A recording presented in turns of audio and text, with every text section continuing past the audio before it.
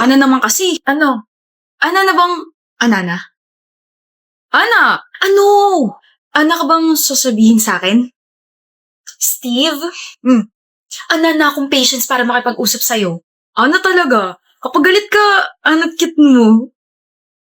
You can resist my cuteness, Ana. Kausapin mo na kasi ako na maayos. Ayoko. May tatanong lang naman ako eh. Baka tingin naman to, akala mo naman ako lang nakikita. Stop it! Kung tanungin mo na kaya ako, no? Sa lahat ng mga naging crush mo, sino yung pinakamalakas ang appeal? Kala ko naman kung anong tanong. Yung crush ko ng first year college ako. Sa lahat ng mga nagkagusto sa'yo, sino yung pinakagwapo? Yung lalaki ng third year college ako. Di kayo na. Naging kami nga. Tatanong-tanong ka tapos naiinis ka dyan. Sa lahat ng mga naging ex mo, sino yung gusto mong balikan? Ikaw? Ikaw, Steve. Ikaw yung gusto kong balikan. Ako? Si ano talaga mapagbiro? Gusto kita pero ex. Naging tayo? I mean, gusto kong maging tayo pero... Huh? Oo. Ba't ka mumingiti? Naging tayo. Last year. Hey, you know you don't really have to come, Ana. He called me. Kaya ka nagpunta kasi nag-drunk ko sa'yo. Nag-alala ka, no? Ewan ko sa inyong dalawa. Halata naman gusto niyo isa't isa pero ayaw niyo pa rin umamin. Shut up. Gano'n ba karami ininom niya? At aware ba kayo na mabilis malasing yon? Alam naman namin kaso birthday ng isang pinsan namin eh. Nasaan ba siya? Nasa kitchen ako po. Pagin mo na lang ako, Ana. Nandun ako sa sala. And heads up lang. Sobrang kulit niya. I know. Steve. Ana? Ana? Do you wanna be the snowman? Kamukha mo si Ana ko. Ana mo? Si Ana ko na pinaana yung puso ko. Ako to si Ana. Si Ana ko hindi pupunta rito. Masungit yan. Suplada. Talaga? Shh. Pero mabait siya. Kahit makulit ako, kinakausap ako noon. Tinuturuan ako sa ibang subjects. Tsaka sumasama siya kapag niyayaya ko siya sa mga family gatherings. Kaya gusto siya ng pamilya ko. Maganda ba si Ana? Tinatanong pa ba yan? Sobra. Oops! Akin si Ana. Akin ka, Ana. Tayo ba? Oh! Tayo! Girlfriend kita! Talaga? Ana? Break na tayo. Agad? Oh, di mo naman ako gusto eh. Break na tayo. Opo, break na tayo. Opo, ikaw unang boyfriend and ex ko. Ana? Pagkising ko, ikaw pa rin gusto ko. Opo, gusto rin kita. Diba? Naging tayo. Akala mo yung gwapong crush ko ng first year college ako, siya rin yung unang magiging boyfriend at unang ex ko. Kaya pala tawa ng tawa yung pinsan ko kinabukasan kasi ganun pala yung nangyari. Ana, high school vibe but yeah, crush kita nung first year college tayo and then you confessed when we were in third year college nung nalasing ka, tapos same day nung nalasing ka, naging tayo. Tapos tinago mo ng matagal. I guess I was too scared to take the risk. Ngayon, takot ka pa rin ba? Umamin na ako, so tingin mo may takot pa rin ako? Ana! Niyaya kita sa isang formal na date. Niyaya kita na pakinggan muli ang nararamdaman ko para sa'yo. Niyaya kita. Okay, let's do that. Gusto kita, Steve. And now, it's the time to take this relationship seriously. Babalikan mo ex mo, ha?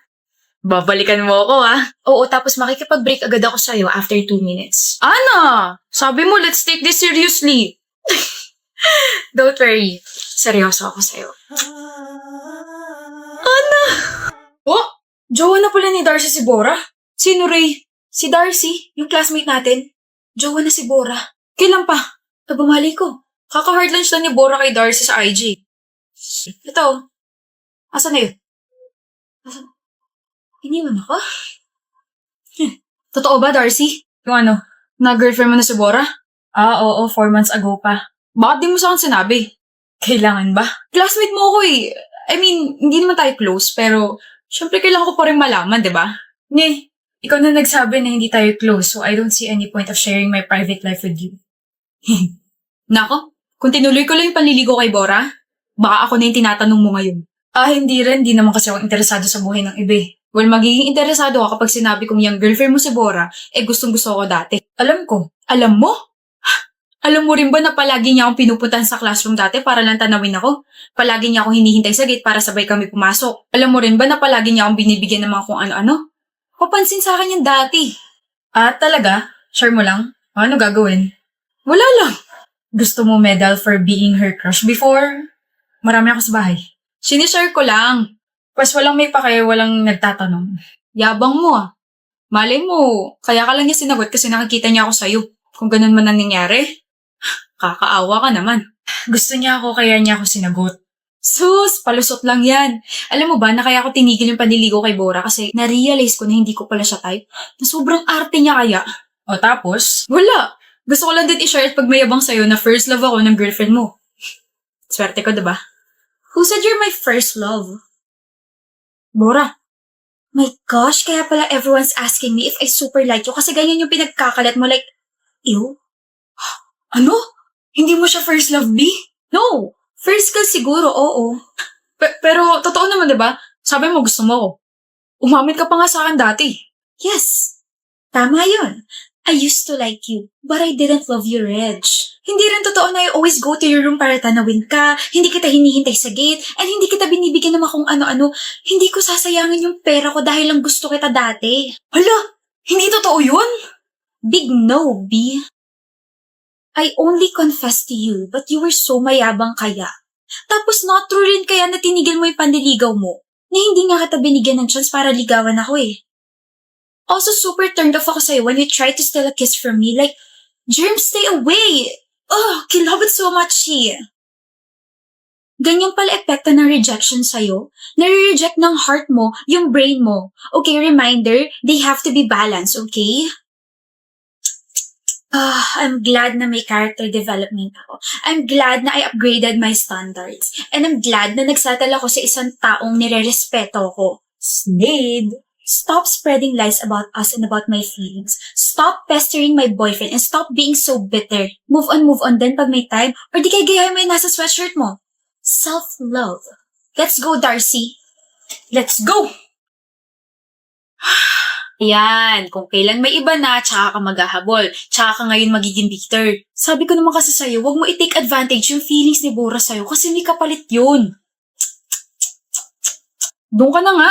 Go, Team Dara! Anong klaseng suot yan, Leia? Bakit? Hindi ba maganda? Hindi. Iksi-iksi ng shorts mo tapos naka-crop top ka pa. Sabi ko naman sa'yo, di ba na huwag kang magsusuot ng ganyan kapag nasa labas tayo. Ang tigas-tigas ng ulo mo. Mainit kasi tsaka... Tsaka ano?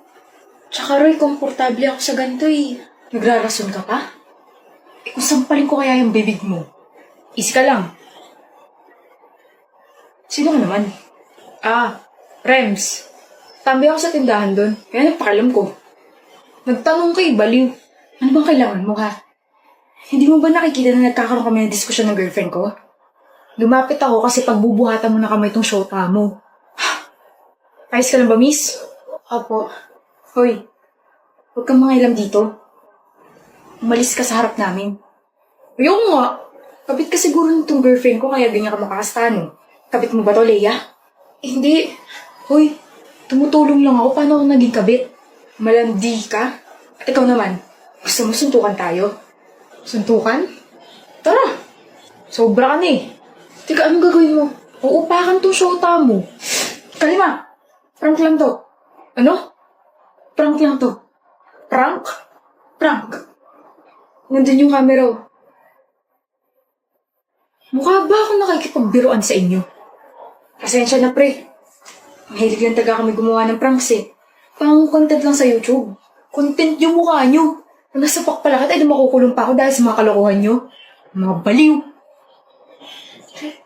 Cut mo, Gabi. Mali pa nga tayo na prank. At mas close. Yeah. I'm so bored, baby. Sabi ko naman sa'yo, huwag ka na sumama kasi mag-aaral ako rito. Hindi ba talaga tayo pwede maglaro ng online games? Exam na namin next week, hindi ako pwede mag-ganyan-ganyan. One game lang! Rosh, tomorrow na. Ang tamot mo. I'm studying, oh. Studying pero nakikipagdagdalan. Ano kaya yun? Kinakausap mo ko eh. Eh di wag mo akong pansinin. Kapag hindi kita pinansin, magagalit ka naman. Hoy, hindi ako magagalit. Promise. Bi, nagugutom ako. What if magpa-deliver ka? Bi, I said I'm hungry. Keanu! What? Ba't di mo ako pinapansin? Sabi mo hindi ka magagalit. Tinagtitirpan mo lang yata ako eh. Pre. O Dan, bakit? Sino kausap mo? Kausap? Wala akong kausap. Naririnig kita eh.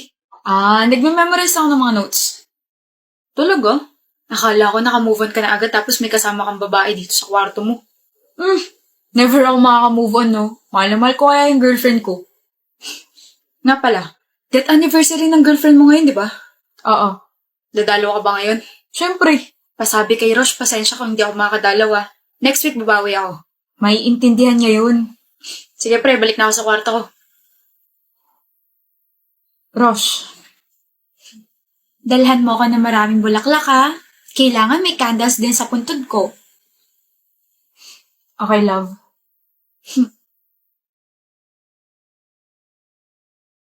Sana hindi na lang nagpumulit na pumunta tayo sa Batangas, no? Eh di sana hindi tayo makaaksidente.